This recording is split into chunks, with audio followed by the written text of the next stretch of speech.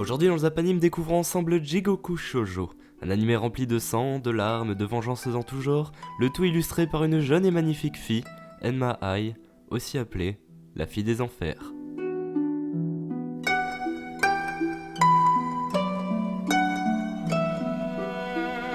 N'avez-vous jamais eu envie à travers votre vie, que ce soit dans votre enfance, votre adolescence ou même actuellement, de vous venger d'une personne qui vous aurait fait du mal d'une quelconque manière ?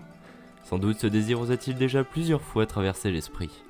Eh bien vous êtes au bon endroit parce que c'est justement ce que vous propose Enma Ai, la fille des enfers, à travers ce simple pacte.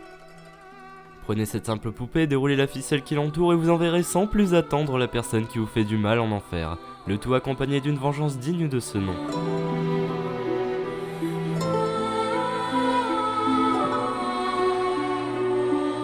Cependant, lorsque vous maudissez une personne, deux vides se créent. La personne que vous avez maudite est certes envoyée en enfer, mais à l'heure de votre mort, votre âme ne pourra jamais atteindre le paradis. Elle sera destinée à souffrir pour l'éternité dans les abîmes, et la marque des enfers sera littéralement votre peau, vous laissant le souvenir d'un mal futur certain.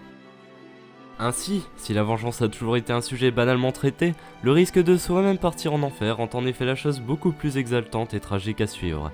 Arraché dans un dilemme cornélien entre la rédemption de son âme et le délice de la vengeance, c'est paradoxalement bien souvent le chemin de la vengeance que le cœur humain choisira. Les sentiments et propres désirs de chacun mèneront à des choix différents et vous laisseront assister à ce qui peut exister de plus beau en l'homme, mais aussi et surtout à ce qu'il y a de pire, le tout dénué de toutes sortes de morale ou de sermons.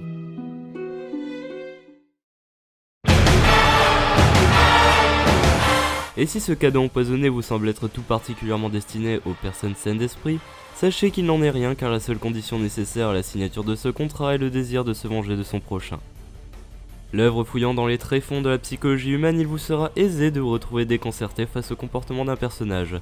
Ainsi, si le cœur a ses raisons que la raison ne connaît pas, Jigoku Shoujo en est à mon sens le plus beau des exemples.